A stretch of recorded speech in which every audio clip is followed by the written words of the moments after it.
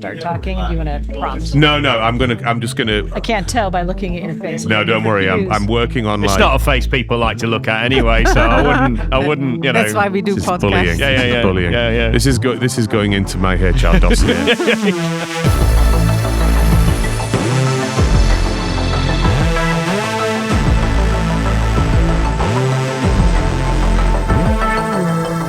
I'm Dave Chapman. I'm Esmee van der Giessen.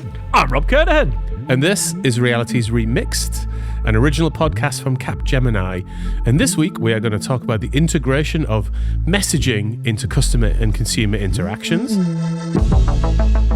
And I am delighted to say that later in the show is Kathleen Tandy, Global Director, Head of Business Messaging Marketing at Meta. And as always with the new structure of the show, if you want to skip straight to Kathleen's conversation with us, you can find the time codes all in the show notes. But before we get to that, now we've talked about Rob's new toy. Ez, you've got a new toy too.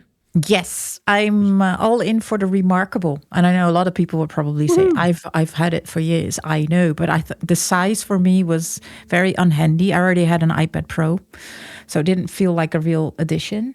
But I actually sold the iPad because I was only watching Netflix on it. And I still got a lot of money in return. So that gave me an excuse to go for the Remarkable move. So you sold your iPad, multifunctional device. Yeah. And you traded it in for unifunctional device, but doing that one thing much, much better. Yeah, because I already used my iPhone. I already used my MacBook. So in the end, I was like, what am I going to do on an iPad? Instead of scribble once in a while, but I didn't even do that. I was only watching Netflix on it, so that's why I decided to trade it. So what we've got here is the secret let go of an Apple product for somebody else's product, and I think slowly, as we're going to see you as an Android person by the end of the year. No way, no. It's coming. It's happening. This is it. This was the first step into a new ecosystem. No. Oh, so let's not get distracted by Robert trying to influence you in a terrible way to the dark side. But let's talk about what you're enjoying about it from an experience perspective. Yeah, I think, well, as you said, it only does one job and it does it really good. I think that helps. It feels like paper, obviously. But I have so much Post-its everywhere, and that was my administration because I don't like to have a laptop in front of me when I'm in conversations. That feels a bit unpersonal, or that there's something between us. Mm-hmm. So I started using Post-its everywhere, and then I put the Post-its in my bag, and then at the end of the day, I take them out, and then they make no sense whatsoever. Yeah, it's like all of your thoughts during the day, all jumbled up on tiny bits of tasks. Coloured paper, and then stuck together, and you're like, I don't make no sense of this whatsoever. No, and I just keep on adding Post-its and not actually working them through. So now I've got what you mean doing the tasks. Yeah, the actual work, and I like the Move size because it's like a little notebook, so it feels convenient, and So and it also integrates obviously with an app on the MacBook and an app on the iPhone. So Now, of course, Robert, who's got many gadgets, has got one of these. No? Is that right? Oh, Robert? I was an early adopter. I was like in with the early crowd. I'm like, I saw that one. The bit for me is it feels like paper. And you get the slippy screen experience. I don't like the slippy screen experience where your thing goes all over the place, so you can be more accurate with it. So, but to be honest, Rob, we're not sponsored, by the way. This does sound like an infomercial. No, well, because tell us, when was the last time you actually opened it? I just checked actually as we were having the chat before we started. I haven't used it since October 2025. Yeah, so it's been a while. Anyway, I've restarted it. I promised to get back into the. But like you, I also have a pile of little note things next to me desk which I write on, and then they go everywhere and I lose them. And so, you were saying that you had a particular point about a sensitive tip, Rob. A sensitive tip, didn't you? Titanium. Oh no, sorry, tip, Dave, tip. That's what I said. So I got an aftermarket titanium tip for it because the tips wear down, so then it doesn't. It makes it a bit slippier, but actually it's a good halfway house. There you go, Esmee. You're going to get one of those. Yes, obviously. I love Rob. Always has these gadgets that really, make sense because he's a real good, reviewer. He's the best. He is. He's well regarded in the Google online restaurant review world. I'm one of the most prolific, let's use that word, bar reviewers in the United Kingdom, according to Google. Prolific doesn't normally necessarily equal good. No. But, you try your best. Social, I believe in, we've had this conversation before, reviews are very useful. You should leave an honest and open review about your proper experience. And please, my claim again, stop taking pictures of your family and leaving that as part of the Google review. I'm not interested in that bit. You should take pictures of the thing I'm actually going to visit. Anyway, on that note, I have a bit of a story. Would you like to hear it? We are sitting comfortably. You may begin. So, a couple of years ago, I was doing some work on my house, and I was looking for like a new bed. And you go into like bed shops normally, and they're all broadly look much of a muchness. But I found this Italian one that had like a really nice wooden frame and stuff like that. And it was ridiculously expensive in the UK. So I did a bit of searching around and found that like actually in Milan, where, you know, the thing was made, it was more cost effective. I had to pay some tax to import it and stuff, but it was more cost effective. Anyway, so I pinged the website and started to have a conversation with the shop that then transitioned onto WhatsApp. And I completed the entire transaction, including the purchasing, and then including the, you know, having to get it shipped with like specialty shippers. They joined the chat, and the whole thing was done on WhatsApp. And that's the first time, like, one, I hadn't actually tracked that WhatsApp was being integrated into customer experience in that way. So I did have an initial reaction to it, which was like, am I being scammed? Is this like is this like a real thing? Am I actually talking to a actual real shop? You know, I did have that experience, and I decided to go with it, which could have been a foolhardy decision. But after I'd got over that, the actual transacting of it was exceptionally smooth. And Kathleen, who's going to join us later, who's been working on this integration, is going to give us some insights from her perspective. But Ez, you think a lot about human interactions and experience creation and things like that. In your head, this integration messaging sort of, like, when did it come about, and how are people thinking about it?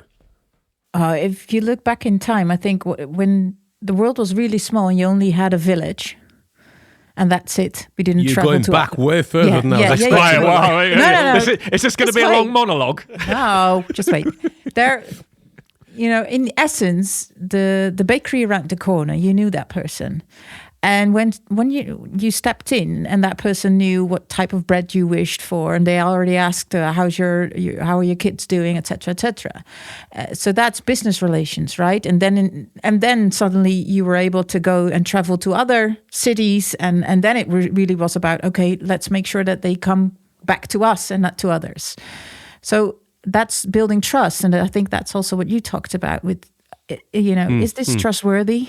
Even when there's technology in between, does it make sense? Because we also know that it's about the mass. So how many automated messages are being sent, and is there anything or anyone involved that's not, you know, trying to do the best thing for you? So I think in essence, that's still what we're looking for in connection with businesses, is the human part. And obviously you want, in your case, you wanted to have the bed. You want something done, you want to have a service, or you want to have a problem solved. But you want to do it in a way that you're really being helped. And I think that connected messaging, and we've seen that especially in the last 10 years, it's been evolving. Suddenly we were talking about omni-channel, right? We first used only letters on paper, and then, we also have email, and then we have 2 channels, and then we had chat, and then we had integration with chat. So it's increasing. And I think the key point here is, how can you still make it feel authentic? Talk a lot about customer journey touch points. I've been in a lot of workshops, and it's really difficult to identify the different types of touch points, because every customer jumps in on another point or another preferred channel. So it's not that obvious. And I think that a lot of organizations, they started with the happy flow. So those are the touch points. And then you as a customer should exactly follow those touch points. And in reality, you don't. So, and then it feels crooked from a customer perspective. I think that's right. I think the thing that, once I decided to go with it, the thing I liked about Dave. You sort of had to, or it would have turned into email exchanges, or whatever would have happened as a secondary choice. But it felt intimate. It felt quick. It felt tailored specifically to the questions I had.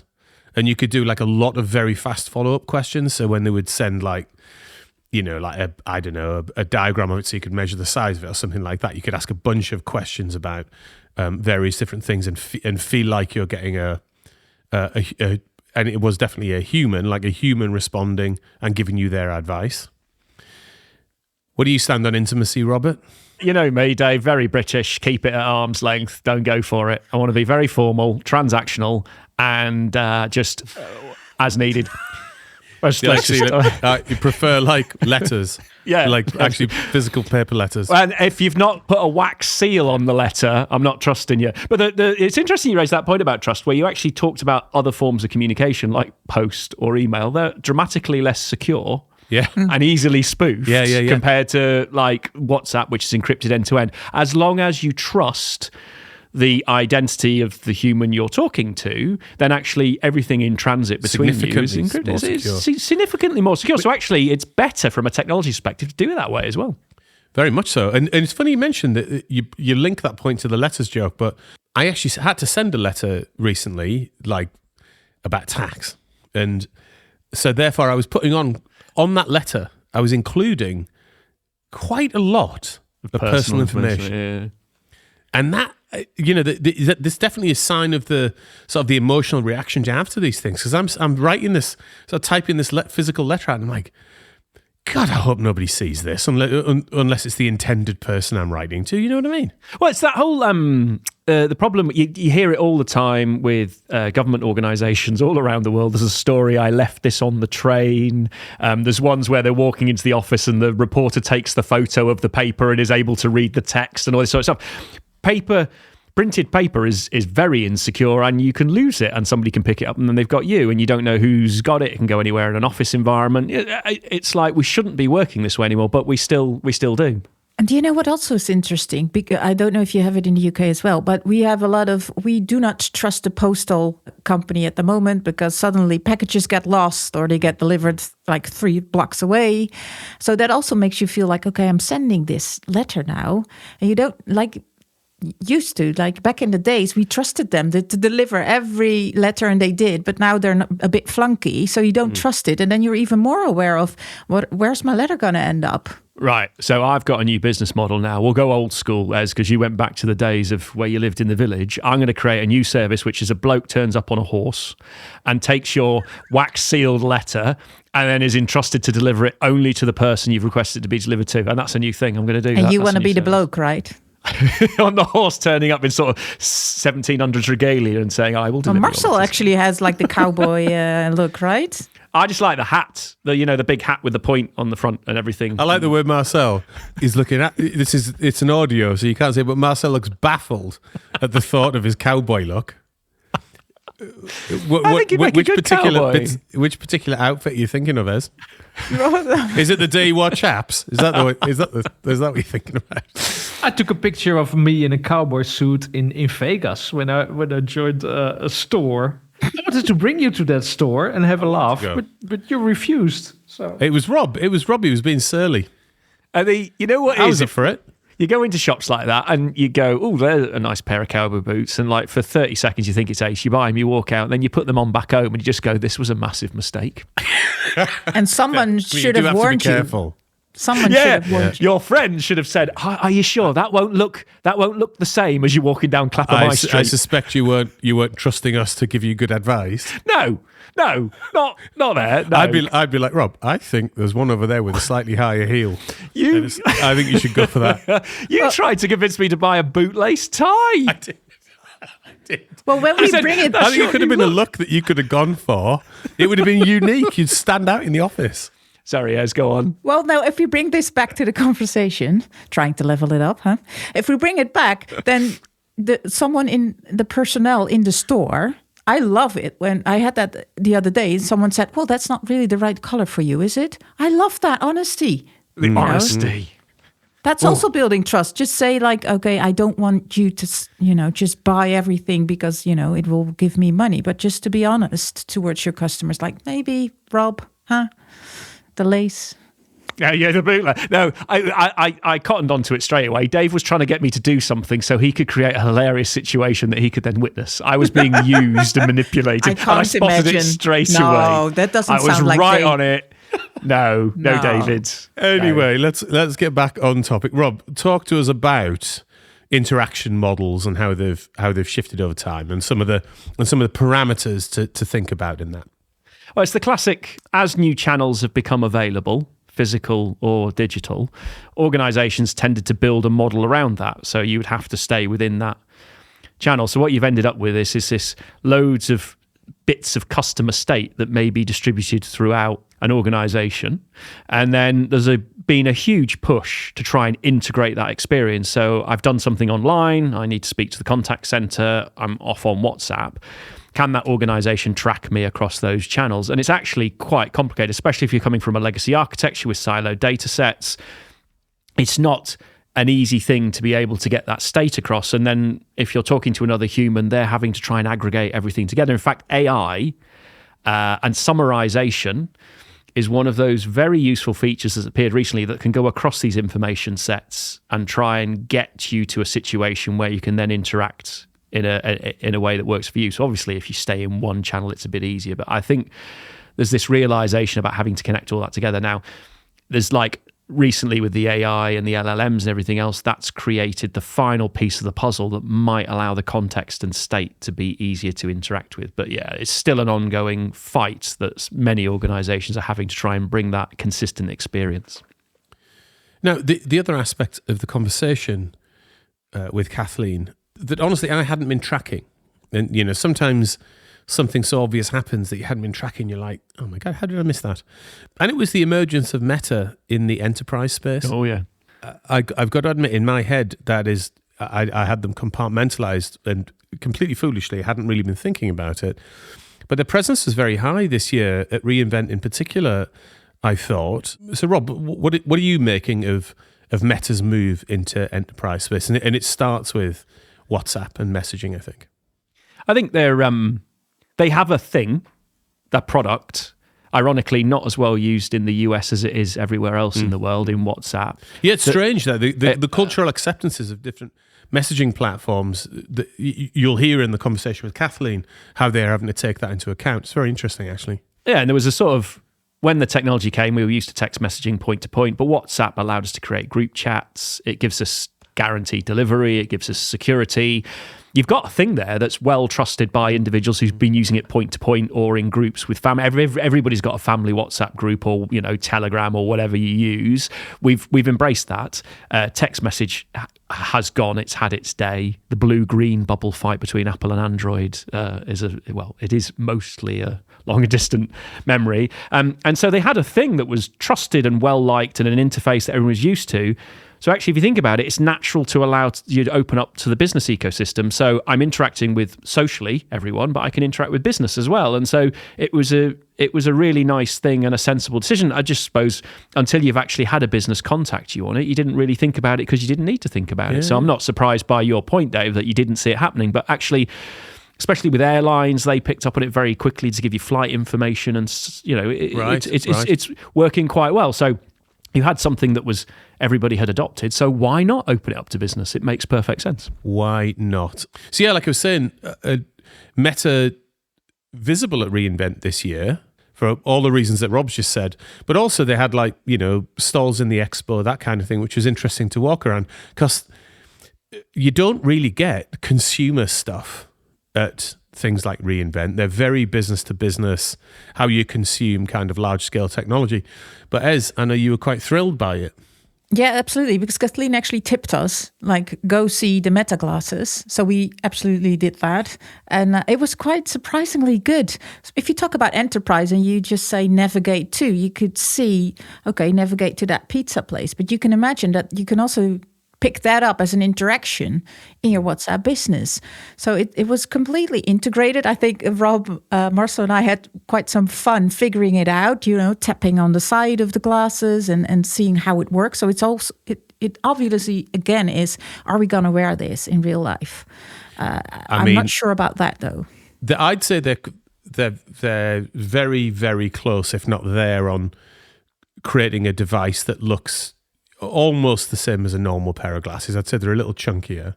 But you know what my favorite thing out of that, your little exploration there was? The picture you took of Rob, where he looks like a 16-bit video game character. That's true. And now it's a sticker in our own... Now it's a sticker. There's a sticker. Me as yeah, but that's my dream. Computer game. You have achieved it, Roberto. Every time I look at that sticker, one, it actually makes me laugh out loud. But secondly, I have some sort of like little 16-bit of music going on in my head. Like so I think Mario tune. We should create you like a little theme tune. Anyway, on that note, let's go to our conversation with Kathleen Tandy at Meta.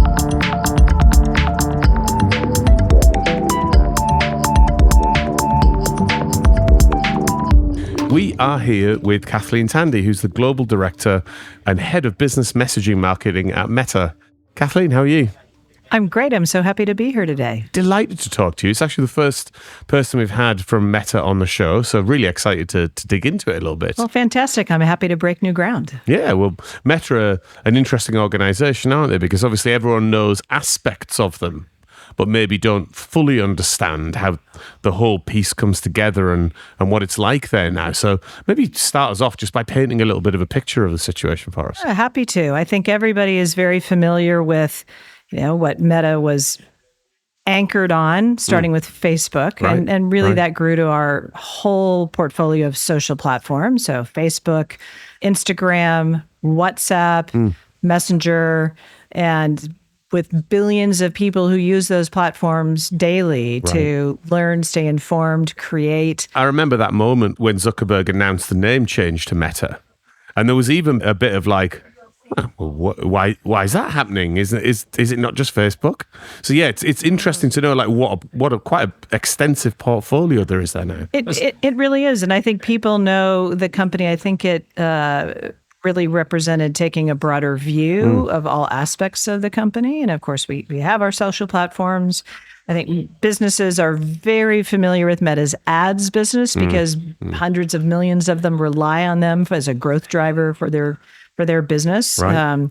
And then, more recently, I think we've made quite a name for ourselves with our fantastic Meta Ray-Bans. Indeed. They're very hot commodity today, right? But what I think a lot of people don't know about is how it extends to solutions of the one that I get to work on, which is bringing technology capability to businesses around the globe to leverage our messaging platforms to drive growth. Yeah, it's interesting, isn't it? It's like it's a move of consumer technology into the business sphere and leveraging the sort of the ease of use, the natural use that everybody has with those technologies today. So it is a bit interesting. Well, it's a popular. I mean, you just use the app. It's easy to use. It's very popular. It's a perfect channel for communication. So it's like it makes perfect sense from a sort of consumer perspective, doesn't it? It does. And it is really based on what consumers, how they want to communicate. And increasingly, and this is very, very much the case in regions of the world, Southeast Asia, Latin America, most of Europe in the Middle East, where it is ubiquitous. It is a way of life for people to use messaging. For those who use WhatsApp, and a lot of our solutions are anchored on WhatsApp, right? It is just a way of life. And I think that's the source and the driver here, which is this is how increasingly customers want to communicate. Right. And they don't want to communicate differently for businesses than the rest of the ways they communicate in their life. And businesses are taking notice. How do you curate such a narrative, which is global, but you want to touch upon the local cultures and the stories? And how do you do that? How do you orchestrate that from your level of, orchestrating the entire narrative? That's a great question, because we started off talking about Meta, but really when it comes down to it is what matters and resonates is the local platform that people use, right? So in a lot of countries like Brazil, we do a lot in Brazil, it is WhatsApp. It is a loved brand. That is how people use. In Thailand and Vietnam, it's based on Messenger. In Turkey, it's based on Instagram, right? So it is a little bit of a challenge, frankly, from a brand standpoint to cover all of these things. But I think what we really anchor in doing is anchor in helping businesses use a solution that is what their customers want to use, and anchor on what's going to work in helping them connect with their customers. I was going to say, it's a successful one, because when we first got it, I remember a little bit of excitement because you could do group chats. And we got the family on it, and it's easy to use and it's compelling because the parents jumped straight on it because they realised they could communicate to the whole family in one foul swoop. And suddenly the convenience and the ease of it was very, very compelling. And when you get that sort of generation instantly embracing it, you're like, you've got something good. We're going to have to bring you on as a spokesperson to help drive adoption of WhatsApp in the United States. I think that's what he's. Well sorry, done. I think that's what he's angling for. He's like, I'm not paying him. There's no money changing hands. We constantly say no shilling on this show. It's like, what, did you not get the memo? Right? I remember way back when it was really new as a platform, and I was actually the one that paid the 99p for it. Going. It was exciting. It solved a big problem, and I was like, oh my God, this is the answer. Yeah. So anyway, I'll stop there. So case in point, I love this because you can see the passion from a consumer perspective we have here, right? So amazing, think about how a business can leverage that trust, right? That excitement, enthusiasm for using that platform, right? To engage with that customer. You're going to have much better loyalty and connection than email. Oh, email, dull. I can also imagine that it's your personal space. I think we had the same with Facebook. At least I'm in the Netherlands. We also had, oh my God, now my parents are actually able to see me. Oh shit, I need to, I can't unfriend them. Well, you can, so you but have it'd be very unpopular secret at profiles. But do you see the same with WhatsApp Business? Because it also feels like businesses are now entering my personal space, which is WhatsApp, and that feels quite close. Do you see anything happening there? So, what's fascinating about that is I think this really speaks to shifts in consumer expectations that we are seeing around the globe. And what we are seeing is like everything is becoming seamless. And people are expecting fast, immediate response, whether it is to communications, to people or businesses, right? There is just a host of changing expectations. And I think that's blurring the lines between these platforms. And so it's less about, I think, people have channels, they have ways to be able to separate that. But increasingly, they are expecting businesses to adapt to what they want, not having for them to adapt to what a business wants. So having to go out of, their normal communication channels to go to a separate app or to a separate site versus all of this, to be clear, is based on people who've opted in. Yeah. Right. So this is not spamming, right? This is based on, and it's a variety of way for consumers to discover this. So one of the options we have is, lots of businesses choose what we call our click-to ads, which are ads on Facebook or Instagram that have the option to click into a messaging thread on one of our platforms in WhatsApp. So by doing that, they've signed up, they've volunteered, and they've opted into a conversation. And with that, they then just expect a seamless conversation. They expect the business to know what they want. And I think, part of this is just, shifting trends, shifting demographics, shifting ages of the population, right? They just expect everything to work this way. So I just want to step back real quick to the point that Ez made a little while ago, which was about the different platforms that you guys have got, and the point that you were talking about in our little chat before we started to record is about the marketing adage of go to where your customers are. So when you're initially engaging with an organization that are maybe not already on these platforms, or they think they're kind of wondering about how they leverage access to those audiences and platforms, how and where do you start to kind of help them understand, like, yes, you've got this amount of audience on the Instagram platform, you've got this amount of audience on the WhatsApp platform. How does that conversation go? Well, so first of all, it's anchored in what is the business trying to achieve. Yeah, sure. And there's a difference between global companies who are trying to manage global technology platforms. And I think every business has different platforms based on different market needs, depending on their global reach. Right. But I think most who want to be successful are going to want to anchor in what makes sense for their markets. Right. So kind of starting local.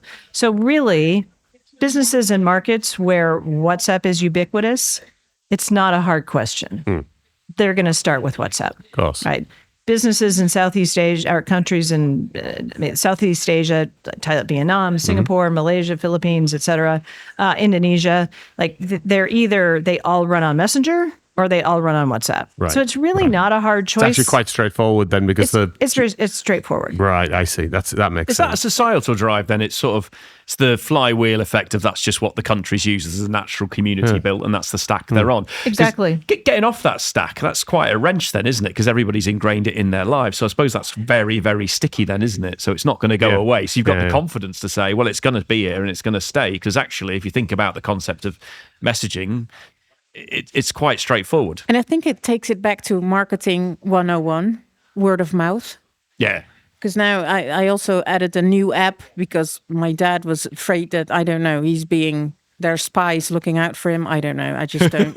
Maybe tinfoil hat in the corner type fear. We're definitely going to touch upon that. Do you have coat during hangers Christmas? hanging from the roof and things like that? Yeah, okay, yeah, but now he's the only one using that app. Like, okay, so now I got 3, and that one is only my dad. Right, okay. But, so it's word of mouth. Just get him onto WhatsApp, Esme. Get him onto WhatsApp. No, I'm sorry, but he just left WhatsApp for whatever reason. So that's if he's the only one, I'm going to use it because he's my dad. But if it's not my dad, you're going to drop off that. So it's like the mass and the word of mouth. Like it really is a flywheel, and it really is based on what we see consumers adopt. So a lot of our business, frankly, is based on WhatsApp.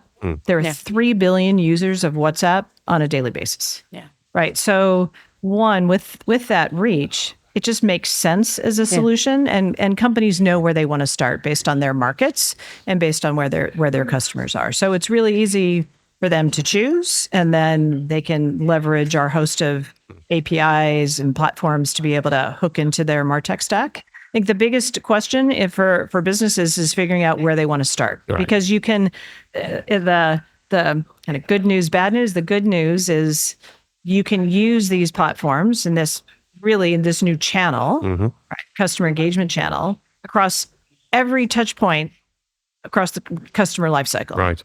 Whether it's exploring and discovering your brand, or showing a catalog of your services, or whatever it is you're interested in, to the purchase transaction, to getting them onboarded with the product or service, to if there are any customer support issues, you can use it for that. You can use it for re-engagement. You can use it for everything, which is great. But there's so much possibility. I think one of the things we see that is the biggest challenge is helping companies know where to get started. Right. What do we want to use it for first? And then that really needs to be based on, where the business is, what some of their biggest, business outcomes that they're trying to drive. I'm interested, before we delve into that a little bit more deeply, which I'd like to come on to the challenges that they're trying to overcome. I'm just interested in the development of your charter. So I think you picked up the brief, what was it, 3 years ago? I did, yes. And what kind of state did you pick it up in? And if you can share it, like where, what's your strategic outlook? Sure. So it was a big change for me. I've spent my life in B2B tech. Right. I was in the cloud world for 13 years with a company called VMware. Know it well. Prior to this, before that, NetApp, Hewlett-Packard, so hardcore, tech infrastructure. Right. And then joined Meta 3 years ago. And one of the reasons why I joined was, for one, it was kind of nice to come out of what we call the IT basement, and to be able to move to the front of house and have a solution that is a clear growth driver for businesses. So that's kind of exciting.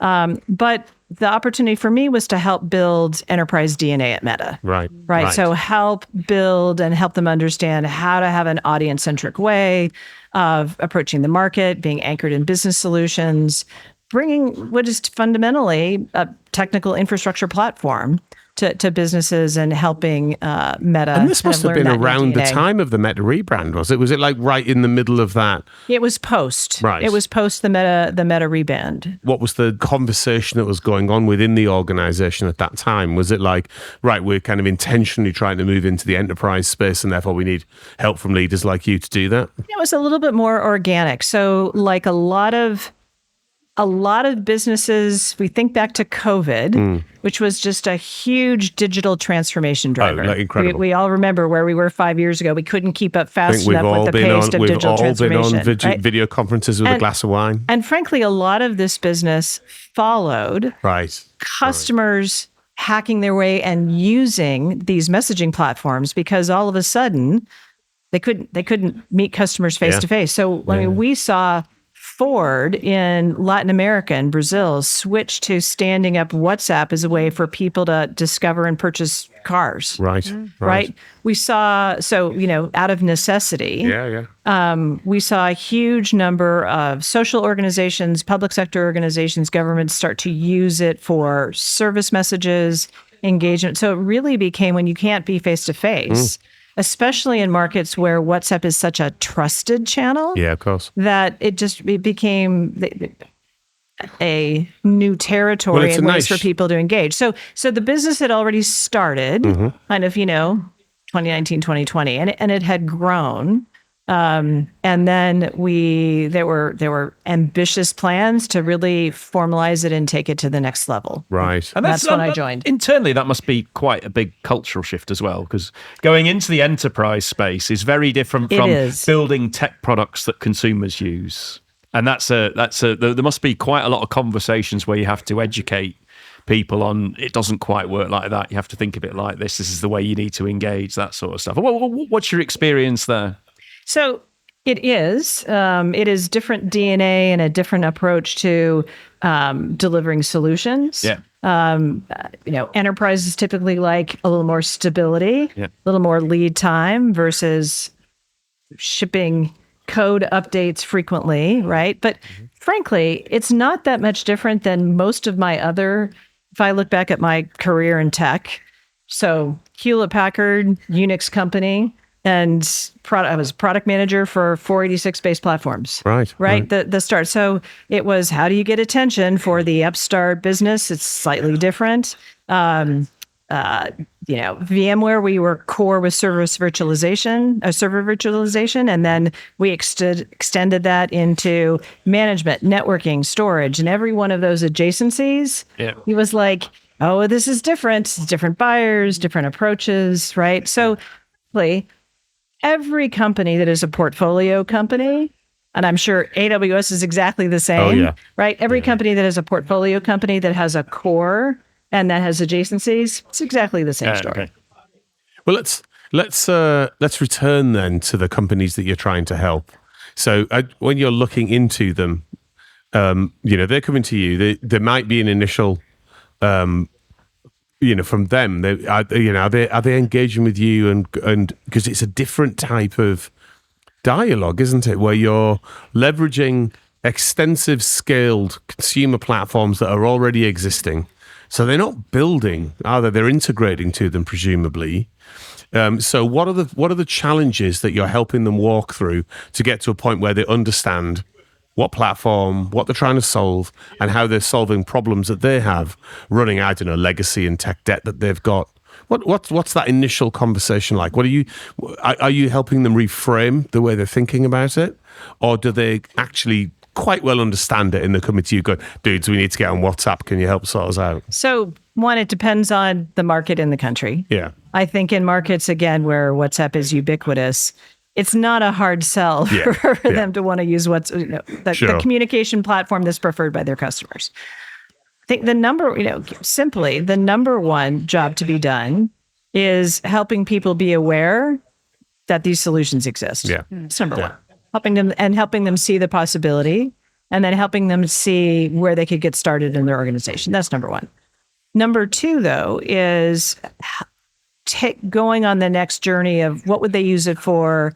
How do they integrate it? Because fundamentally, it's APIs that integrate into their tech stack. Yeah. The hardest part is deciding what they want to use it for, and then change. Like all technology, change management is a huge factor for all companies. Deciding what you want to use it for and how you're going to adopt it and integrate it into your motions, et cetera. And that's for us where we rely on a really broad partner ecosystem. Partners around the globe of all size, from service providers and ISVs and tech providers, really play that role face-to-face with customers and taking them through and helping them understand what makes sense for them. What business problem are they trying to solve? And then helping them take forward with the integration. So really, I think, and this is, leading the marketing for this, it's one, helping people see the vision, helping them be aware, and then connecting them to the resources in our ecosystem to help them get started. And a lot of resources online, of course, that they can do with their own developers in-house. I remember when we implement CRM, I did that a lot. And then having WhatsApp integrate in that was huge. That was a huge step because you have your customer service line and your tickets, but that WhatsApp channel was not always available. But that first step was crucial in customer journeys and touch points. And I love the fact that it's now broadening the ecosystem. Is that also what you see? Like it's across your tools, obviously, your entire stack, but also into the broader stack overall in customer journeys where you integrate? So WhatsApp can it be integrated across all aspects of the customer journey. I think it's where customers want to start based on what business problem they most want to solve, which is very unique to, the business's business strategy and their dynamics in their market. So if you see businesses that are customer service oriented, maybe they're having a challenge in drop-off rates in appointment show-ups. Frankly, even automotive industry, right? A lot of them rely on test drives. You get someone in, but you can book a test drive, but then they don't show up, right? Simply using WhatsApp for appointment and booking and service reminders can dramatically increase the number of show-ups, right? Which significantly reduces cost and also accelerates, incoming growth. So it really, it depends on, and that's the richness of this solution. It can solve so many different needs. So it's really working with customers to understand what is their business need, where do they start? And then we see them start with one kind of use case and then quickly spread to others and then build out across the customer lifecycle. And there's an interesting change in the dynamic, which is a simple peace of mind point, which is a simple low-cost asynchronous message saying we've got your order, or this is your reminder, or something very simple. Builds a lot of confidence when you work with that organization. Whereas before you might not have got that positive feedback to say, don't forget you're here, or we've got your order, or all of that sort of stuff. The biggest change I remember we did in UK Gov was you ordered a passport. And it used to be a black box. You'd send it in, you'd cross your fingers, and 3 weeks later you might get your passport back. And then they implemented this sort of thing, and they would tell you, they'd send you a message very simply, your passport is now here, it's been authorized, it's been approved, it's been sent out, bang, and you get this sequence, and then it relaxes you about the process, builds trust, relaxes you about what's going on. Great. So it's like there's a really powerful human aspect to the confidence you can build around your services. I mean, it really is about delivering a seamless but amazing experience for your customers. And that's personalized, that retains their history. So you don't have to keep telling, the new information all the time. It's instant. Travel. We see a lot of actually Heathrow uses WhatsApp. But a number of different airlines using them for flight rebookings, right? Like booking reminders. And, that is a situation where your flight has been canceled, right? And, a little bit stressful for all of us, right? Yeah. And being able to get immediate... Rob is a nervous traveler. Nervous traveler here. But so we can just, de-stress you if you're going to go at a quick update from your airline in WhatsApp, a channel you trust, right? With don't worry, we've got this. Right, we're going to rebook you. Here are your options. We're good to go. And here are reminders on the way. You're going to keep going back to that airline. Exactly right. Because it's that kind of an experience. Would that make you feel good? You seem very positive about that. Would that make you feel good? It's a classic. If my interaction works with an organization, I'll keep that organization on the books. And you might actually end up paying slightly more for a service because you've got confidence in the delivery. And these little nudges that a company can give you through this type of channel can make a massitive difference to your perception of them. I think it's a very important point. One of the things that Roberto here likes to do when he travels is print out all of his stuff on paper. I wonder if you're going to have any kind of service. That was something my dad used like to that. Exactly. With multiple copies and plastic sleeves. I'm not getting caught out. I'm not getting He caught does out. have plastic sleeve. He's also got a lamination machine. Oh, that's the. You know what? When you laminate something, it makes it a little bit more official. Makes you builds confidence in there. You know, I don't know anybody under the age of 25 who would agree with that. Hand me a piece of paper, great. Hand me it laminated. Oh, Yes. You'll have to carry, like, you're going to rely on this WhatsApp service to give you confidence when you travel. You'll have to get a little printer. or little something. mini printer, thing pops out the As soon message. as you just print out the last sort of thread. See, we're going to get you to the point where if you're using WhatsApp, you're going to feel like you don't need to print it out because you're going to be able to rely on it. You are and setting a trust high it. bar there, my friend. We are, but we can deliver. Yes, I'm going to watch that with interest. That would be a success. You could case study that, and then if you're speaking at a conference like Meta's conference, Use me as the example. You could be the case study. We have one. It's called Conversations. We'll invite you. The emotional trauma got removed. Yeah. I think that, one of the other things that when you start to look at this kind of a channel and you're thinking about how do you really deliver an amazing customer experience, one of the other things that companies can consider is the many types of rich formats of information too. So, right, everyone's familiar with text. Text is very static. I don't trust text as much as WhatsApp. There you go. Blue ticks.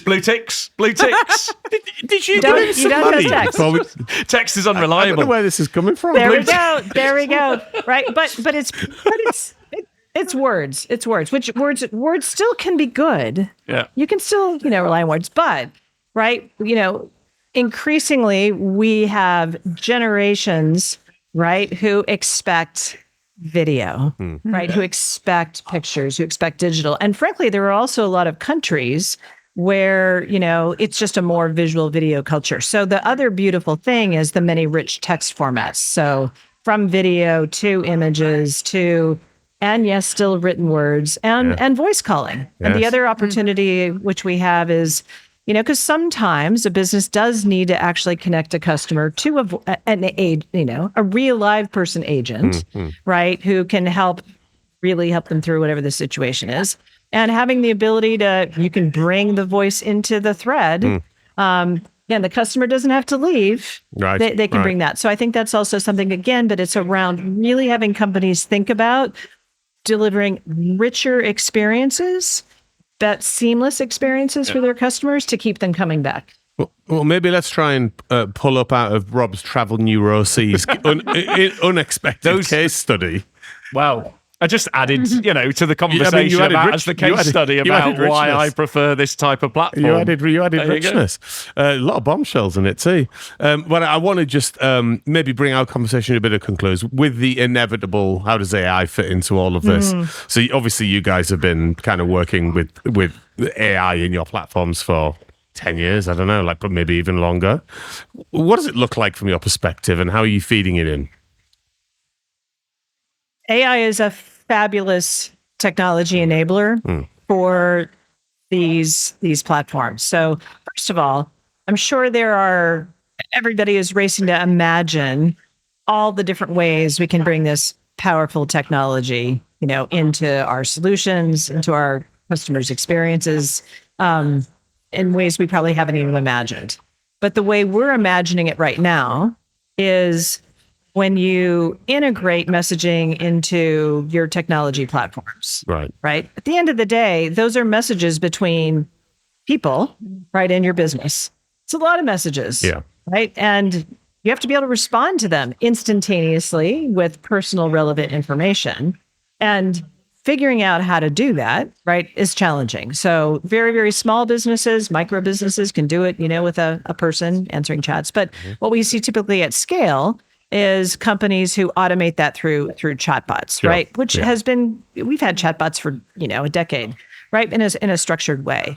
What really unleashes the personalization at scale is when you start to marry AI solutions and AI agents like Meta's business AI solutions into the mix, which allows, one, true personalization and response at scale from the ability of AI agents that can learn about that particular, customer experience. and then also help companies be able to mine all of the data, insights and signals from across all of these customer touch points to further automate and improve their experiences. So, because that has been a problem with chatbots so far, is they work into some sort of call tree structure that actually it almost always feels like, well, mine's slightly more nuanced, right. Exactly. Yeah, that versus dynamic versus responsive. And can deal with ambiguity and. That's the agentic thing, isn't it? The ability to deal with different scenarios as they vary, as opposed to tight scripted, as you say. That's where a lot of magic comes from in that experience. You can kind of take a different human interaction that's slightly different, but still get you to the same point. Absolutely. And so we really see this being able to, as we build it into the platforms, our partners are building it on top of the platforms, right? Really being able to unleash the full potential of these solutions at scale. Yeah. And are you leveraging it in ways that are allowing you to pull in organizations, like global organizations where they're leveraging a number of your platforms? Are they getting like a unified view across all of the different platforms on like where all of them might be? It feels like something that could be mined or pulled together. So, I think it depends on the size of the business. Right. The larger, more complex the business goes, the more set of legacy systems, some might refer to it as tech debt, right, exists that you have to work with, right? That makes it more complicated, slows it down. I think we're seeing smaller businesses with simpler, more cloud native systems being able to adapt and use this first, which is, I think it'll be a real interesting trend to see, as we've seen so many different waves of technology come from the internet area to the cloud era. I think in a lot of cases over my career, I've seen it's the smaller businesses who can adopt new technologies and get those advantages first, because they don't have the legacy systems to manage through. So I can imagine that, especially large enterprises, I think identification is key, right? Especially with those touch points. You have your phone number, which I think is your key to pin down all the interactions you've had with that same customer. But with legacy systems you've had, I know that we did CRM implementations, and there was in the phone field, there were 27 variants, and it actually said, this is the phone number of the dad, only call at after 7 p.m. in that same. We could have an entire podcast on managing contact databases and having master source code. That's key, right? It's not hard. The bit I always struggle with, and I don't know, is Pandora's box. Phone numbers have been a standard format in each country for a long time, and yet organizations have still managed to mangle. It's only 0 to 9, and it's a set number of digits. How have you got that wrong? And I just, because I've come across it as well in data, you just think, how has that happened? 0 plus, sometimes with a 0 on the inside, sometimes not with a 0, sometimes bracketed. Yeah. Like, but you can deconstruct it very quickly to a standard format. Why don't you walk us through that right now, Rob? No, I'm not going to do that, Dave, because you're baiting me. You're baiting me. But I think Esme's point is a great one, that it shows that's just a very simple use case of some of the complexity that companies have to manage, which is really then gets to adopting any new technology. It's really about the change management can become the hardest part. It's not the technology, it's the change management. For companies to manage. It's actually an excellent example of where AI is winning in data cleansing, which is you can stick an AI over the top of that, and it can take that horrible string of text, work out what the phone number is, reconstruct it, and sort it out. And a lot of people are doing that. They're running AI over their data sets, and it works really, really well. Very good. So maybe just to draw us to a conclusion. When you look out over, I don't know what kind of time frame, like what horizons you're working to at the moment. So pick your own horizon. What does the evolution look like for Meta in the world of enterprise? Everyone loves a tech prediction type conversation. So it's less a tech prediction. It's more how fast can we help companies around the globe adopt these solutions. It's more the question of when. So we have amazing solutions that have proven value. It's how fast can we spread the word, connect them, right, with partners who can help them adopt and drive, and start to see the inflection points of companies then in markets like, oh, this competitor has it, I've got to get it too, which is what I expect to see too. So, we are available globally, have again more concentration to start in markets that are super WhatsApp oriented or more WhatsApp concentrated, but we're expanding fast to Middle East, to Europe, to across all of Latin America, all of Southeast Asia. India is a huge market for us. So, next year.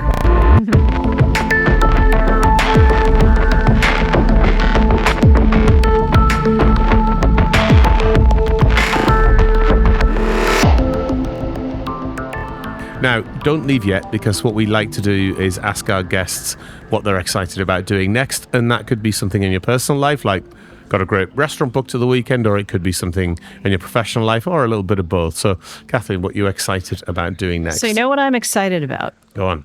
I am a massive college football fan. Okay, cool.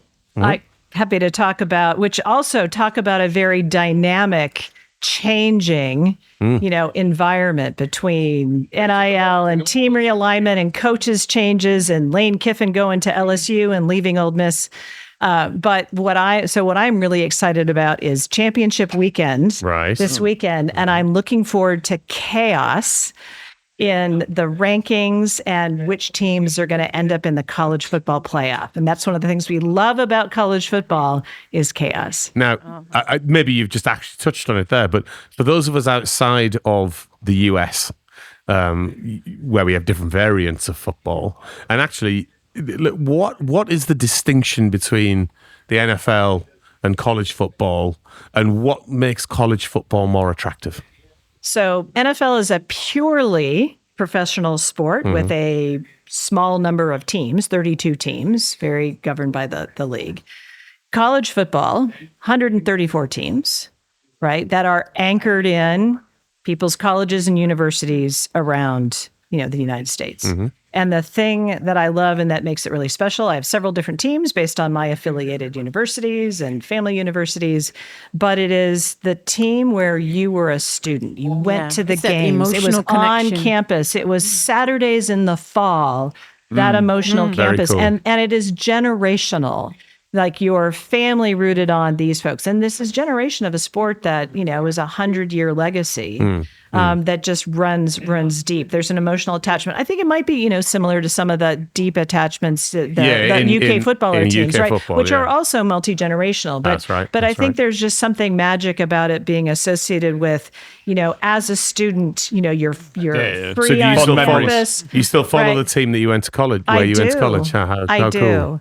I follow Stanford, where I went undergraduate. I follow UCLA, where I went to graduate school. Neither had great seasons, and both just got new football coaches. Right. So we have fantastic hopes for the new coaches. And this is the other thing.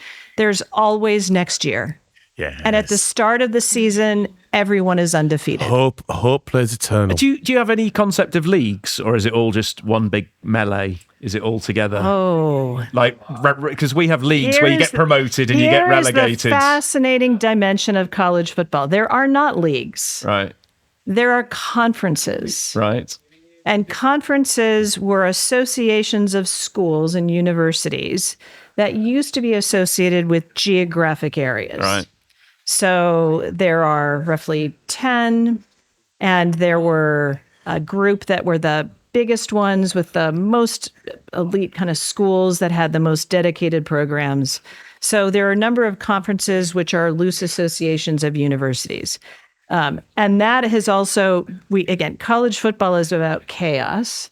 Because what's been happening now is teams moving based on TV contracts. The answer is money. Now, what's the question? Yeah. And it is just messing everything up. Right. So, again, what's different? The NFL is orderly. It's regimented. Right. College football is messy. That's nice. And we love it. That's great, isn't it? There's definitely some sort of analogy in that. Embracing chaos. Correct. Yeah. Like it's sort of more complex world, need to iterate faster, there's a bit more movement. More going drama, on. isn't it? Less Drama, structure. deep drama. There is drama. You don't need to watch the Housewives of any particular place. Just watch and listen to college football. Well, It's the best reality TV show. On that note, Kathleen, thank you again, and we wish you just all the luck in college football, but also in your mission at Meta. Fantastic. It's been a pleasure. If you would like to discuss any of the issues on this week's show and how they might impact you and your business, please get in touch with us at realitysremix@capgemini.com. We're all on LinkedIn. We'd love to hear from you, so feel free to connect in DM if you have any questions for the show to tackle. And of course, please rate and subscribe to our podcast. It really helps us improve the show. A huge thanks to Kathleen, our sound and editing wizards, Ben and Louie, our producer Marcel, and of course to all our listeners. See you in another reality next week.